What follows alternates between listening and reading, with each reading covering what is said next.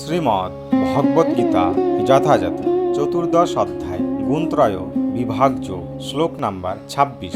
মাং চ ইয়ো ব্যভিচারেণ ভক্তি যোগেন সেবতে সগুণান সমিতৈতান ব্রহ্মভূয়ায় কল্পতে।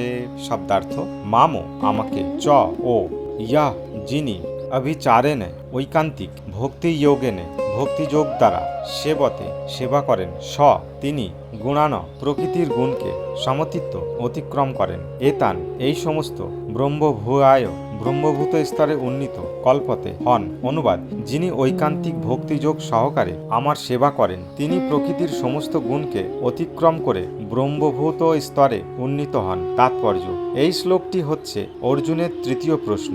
নিগুণ স্তরে অধিষ্ঠিত হওয়ার উপায় কি তার উত্তর পূর্বেই বিশ্লেষণ করা হয়েছে। জড়জগৎ পরিচালিত হচ্ছে জড়া প্রকৃতির গুণের প্রভাবে, তাই জড়া প্রকৃতির গুণের প্রভাবে বিচলিত হওয়া উচিত নয়। তার চেতনাকে এই সমস্ত কার্যকলাপে মনোনিবেশ না করে শ্রীকৃষ্ণের সেবামূলক কার্যে নিযুক্ত করা যেতে পারে। শ্রীকৃষ্ণের সেবামূলক কাজকে বলা হয় ভক্তিযোগ। শ্রীকৃষ্ণের জন্য সর্বদাই কর্ম করা। কৃষ্ণ ভক্তি বলতে কেবল শ্রীকৃষ্ণের সেবাই বোঝায় না, রাম, নারায়ণ আদি শ্রীকৃষ্ণের বিভিন্ন সামসায় প্রকাশের সেবাও বোঝায়। শ্রীকৃষ্ণের অসংখ্য সামস প্রকাশ আছে, যিনি তাদের যে কোনো একটি রূপের সেবা করেন তিনি নিগুণ স্তরে অধিষ্ঠিত হন। এটি জেনে রাখা উচিত যে শ্রীকৃষ্ণের সব কয়টি রূপেই সম্পূর্ণরূপে গুণাতীত এবং সচ্চিত ও আনন্দময়। ভগবানের এই সমস্ত প্রকাশ সর্বশক্তি সম্পূর্ণ, সর্বাজ্ঞ এবং তার সব রকমের দিব্য গুণাবলীতে বিভূষিত। সুতরাং কেউ যখন দৃঢ় আত্মপ্রত্যয়ের সঙ্গে শ্রীকৃষ্ণের বা তার সামস প্রকাশের সেবায় নিজেকে নিযুক্ত করেন, যদিও জড়া প্রকৃতির গুণগুলি অতিক্রম করা অসম্ভব, তবুও তিনি অনায়াসে তাদের অতিক্রম করতে পারেন। সপ্তম অধ্যায়ে সেই কথা পূর্বেই ব্যাখ্যা করা হয়েছে। কেউ যখন শ্রীকৃষ্ণের চরণে আত্মসমর্পণ করেন তিনি তৎক্ষণাৎ জড়া প্রকৃতির গুণের প্রভাব থেকে মুক্ত হন। কৃষ্ণ ভাবনায় বা কৃষ্ণ ভক্তিতে যুক্ত হওয়ার অর্থ হচ্ছে শ্রীকৃষ্ণের মতো হওয়া। ভগবান বলেছেন যে তার স্বরূপ হচ্ছে সৎ, চিৎ ও আনন্দময় এবং জীব হচ্ছে পরমেশ্বর ভগবানের বিভিন্নাংশ। ঠিক যেমন সোনার কোনা সোনার খনির অংশ, এভাবেই জীবের চিন্ময় স্বরূপ গুণগতভাবে সোনার মতো, অর্থাৎ শ্রীকৃষ্ণের মতো গুণ সম্পূর্ণ।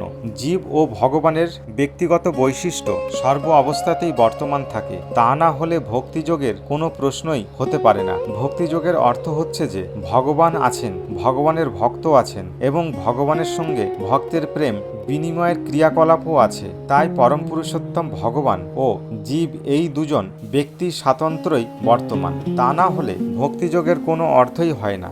যে অপ্রাকৃত স্তরে ভগবান রয়েছেন সেই স্তরে যদি উন্নীত না হওয়া যায় তাহলে ভগবানের সেবা করা সম্ভব নয়। রাজার সচিব হতে হলে তাকে উপযুক্ত গুণ অর্জন করতে হয়। এভাবেই সেই গুণ হচ্ছে ব্রহ্মভূত স্তরে অধিষ্ঠিত হওয়া অথবা সব রকমের জড় কুলুষ থেকে মুক্ত হওয়া। বৈদিক শাস্ত্রে বলা হয়েছে ব্রহ্মৈব শন ব্রহ্মাপতি, ব্রহ্মের সর্ববসতি হওয়ার মাধ্যমে পরম ব্রহ্মকে প্রাপ্ত হওয়া যায়, অর্থাৎ গুণগতভাবে ব্রহ্মের সঙ্গে এক হতে হবে। ব্রহ্মস্তর প্রাপ্ত হলে একজন স্বতন্ত্র আত্মরূপে জীব তার শাশ্বত ব্রহ্ম পরিচয় হারিয়ে ফেলে না।